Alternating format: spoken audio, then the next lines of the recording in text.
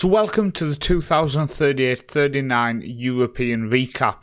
My name is Paul, also known as the Northman. In this video we are going to look back on the European campaign of us and the other Norwegian sides and see how we've done and see if we've moved up in the coefficient rankings. This is just an intro, you better believe it. Jesus, that was bad. Yep, welcome to the series. So welcome to this European review. We are going to start with ourselves, and because we won the league, we got automatic qualification into the Champions League group stage, and that started off against Dynamo Zagreb at home, and we got 3-2 victory. We never looked dominant, but a 3-2 victory with an own goal, Merde and Steens on the score sheet. 3 points to start the campaign, always nice. That was followed up with a trip to Germany where we lost 2-0 against Red Bull Salzburg, 8 shots to 3, 32% possession, and we were looking weak. We were not scoring goals, and it was a bit of a concern. We then travelled to Amsterdam and lost the game 2-1 against Ajax, and another display with only 39% possession. I was starting to get a bit concerned that our squad was not in a good place at the minute. And that was backed up with a 2-1 defeat at home to Danish side Norway, and we were looking poor. The European dreams were almost squashed completely here at home to Frankfurt, where we fell down to another defeat, and that opening day victory against Zagreb was looking more and more distant. Now, we did then end the year against Manchester City, where we did get a draw. We went a lot more attacking in this game. 51% possession. Probably our best performance of the European campaign so far. And after the winter break, we came against Porto and we lost the game 2-0. Another disappointing game. Now, that was followed up with our final group game, a 4-0 victory over Lens, and this was the first time we got to put a few of our new signings on the pitch, and they really did gel. So before we do have a look at our winter transfers, just have a look at the league table in the Champions League, then we went out. First time in quite a while we've not qualified for the knockout rounds, and we finished in 26th place, and it was a campaign to forget, and did show the lack of quality that we currently have in our team. Now, all managers go through a rebuild phase. All managers go through a period where they've maybe lost a couple or signed a couple of poor signings, and they're just trying to rebuild that squad, and they just hope the club can stick with them through that rebuild. And I think we are at that point. We are still at a point where a lot of players want to leave, but hopefully long term we can hold on to these. So let's have a look at our ins then before we do go through the other clubs and how they did in Europe. So first off, Pierre Gueye, something like that, picked up for 400k from Generation Foot. Fairly professional personality, looks a really decent central defender. I do think he has a lot of potential, and at 400k he's an absolute steal. Now, the next player is one of our big name signings. This is Marko Bozic, a Serbian and Bosnian. He is 23 years old. We picked him up for 6 million from Red Star Belgrade, and he, attribute-wise, is fantastic. Good personality, and decent pros and cons, to be honest with you. Really pleased with how he is. And I think we picked up a little gem with this guy. Hopefully he can develop and become a key player for us. Now, next player I took a punt on due to his model citizen personality. Another player who has a lot of potential, really good work rate, etc. Good team player. Not the world's best player, but hopefully he can be a solid one. For 3.5 million, I probably massively overpaid for this 20-year-old Frenchman. But Guillaume Lefebvre, I mean, that's a mouthful, GL, joins us, and hopefully he can be a good signing. Now, the next player picked up is going to be playing that central defence libero role at first, but I do have more hope that he could be a wide centre-back long-term. If we're going wide centre-back on defend, he does have the attributes to be a wide centre-back. At the minute, playing in the middle of the three as a libero, picked up for 9 million is Lagunas, and I think he has a lot of potential. He could develop into a very, very very good central defender. Wonder kid media description at the minute with a resolute personality. Again, I like his pros and cons. It does have a lack of happiness with training, but hopefully that will be pushed out of him. And our final signing was a bit of a mistake. Taking out spending on last season's list of 38 million was Thomas Egham. Now, the reason it was a mistake was I accidentally agreed that he would go back on loan to HamKam for the season. So at the minute, he's gone back to HamKam. I can recall him, but we did have an agreement, so I've let him go for now. Maybe we'll look at bringing him back in if we need him, but for now, he's gone on loan to HamKam. So 38 million on transfers in. Nobody was made after it ticked over. But in terms of the outs, there was one on last year's list, which was Thomas Egham.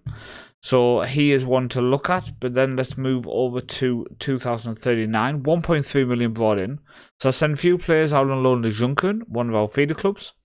Poko went to Mjøndalen on loan. So we do hope he can continue to develop. Musa Kone, one of the players who I did say potentially could move up into the first team. We've ended up selling for 1.2 million to Blackburn with a 50% of next sale.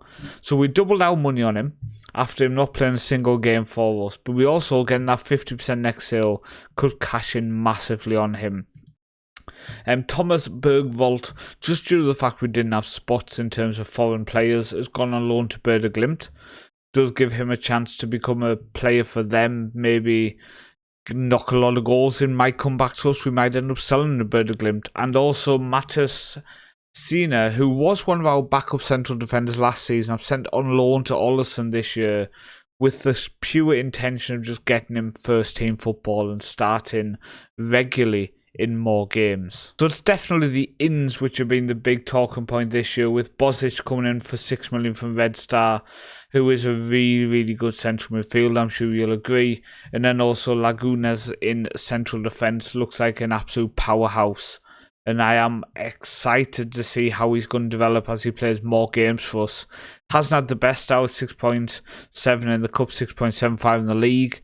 But I think long term he could develop into a very good player for us. Unless he kicks up a stink and wants to leave, which I've had quite a lot of people do so far this season. I wouldn't be shocked if over the summer you see some of our bigger names actually leaving the club. So with us having a really poor display, I am hoping to see that the other Norwegian clubs were successful. And we're going to start with Valerenga, who were the worst of the qualifying people. So they went into the Conference League. And as you can see, they played Linkfield in their first qualifying round and got a 3-0 victory, then a 4-1 victory. So very comfortably going through 7-1 on aggregate. Then they came against Alanyaspor and got a 4-1 victory before 3-1 victory. And that saw them go into the Conference League group stage.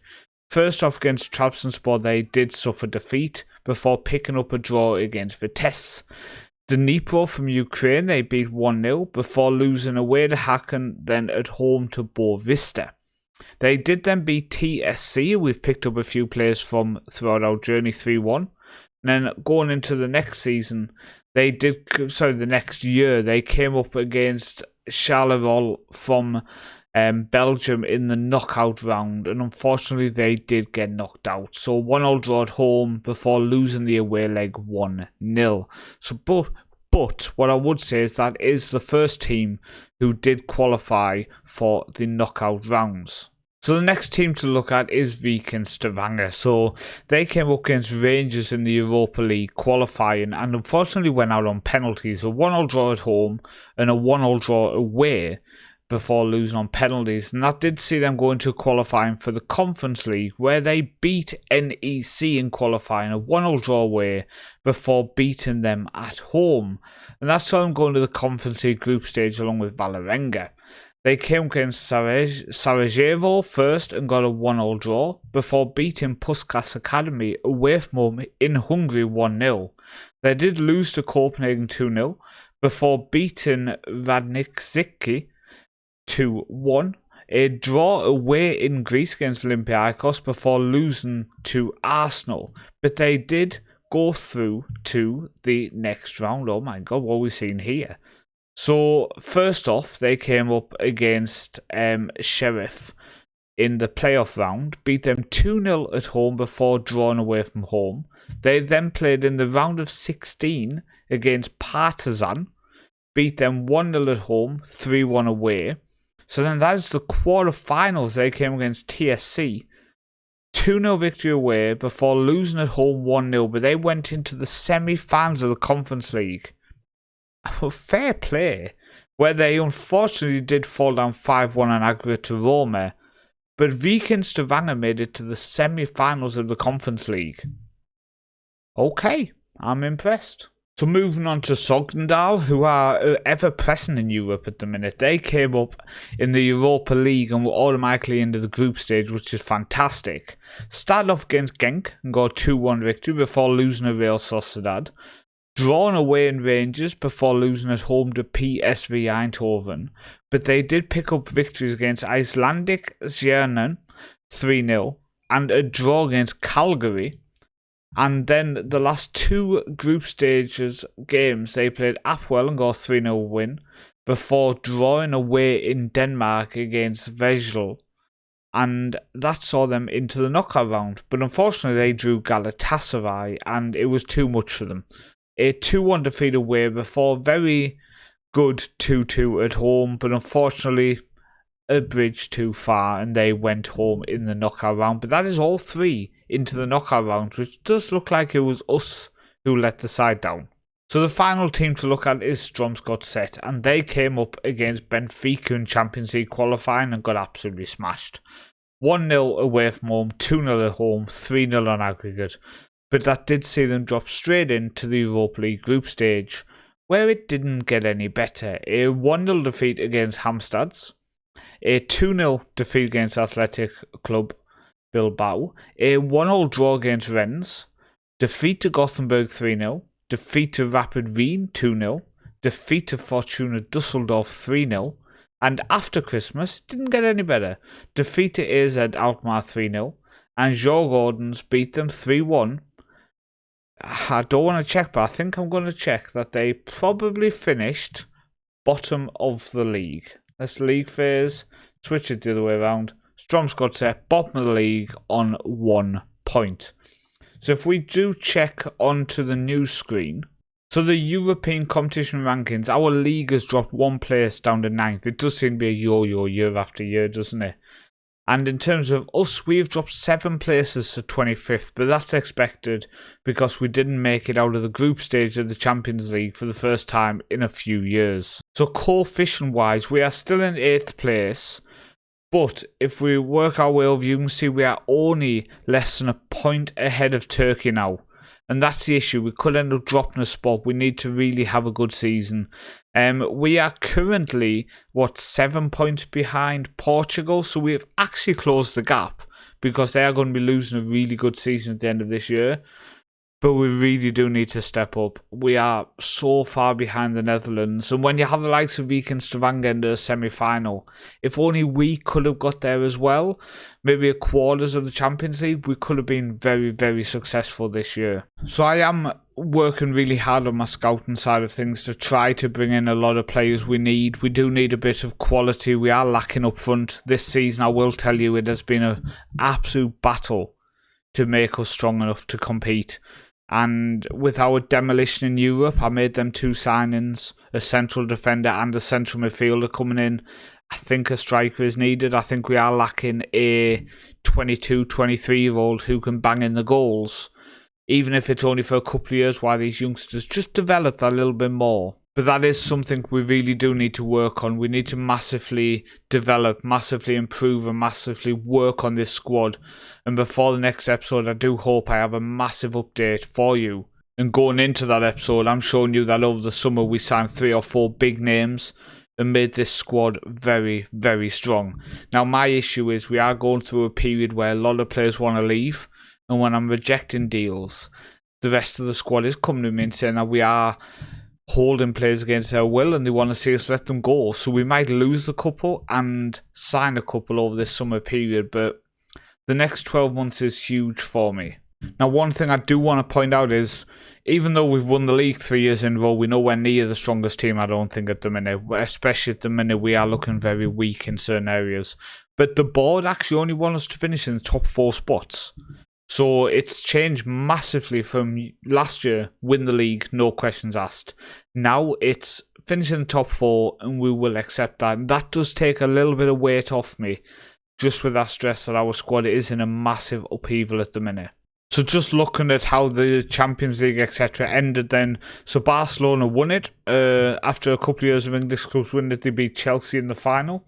The Europa League was won by Calgary, who beat Tottenham in the final. And the Conference League was won by Arsenal, who beat Roma. Two very strong sides there, but the fact that Viking got to the semis, huge potential. And I really do hope that other Norwegian sides can follow suit and develop and become a lot stronger.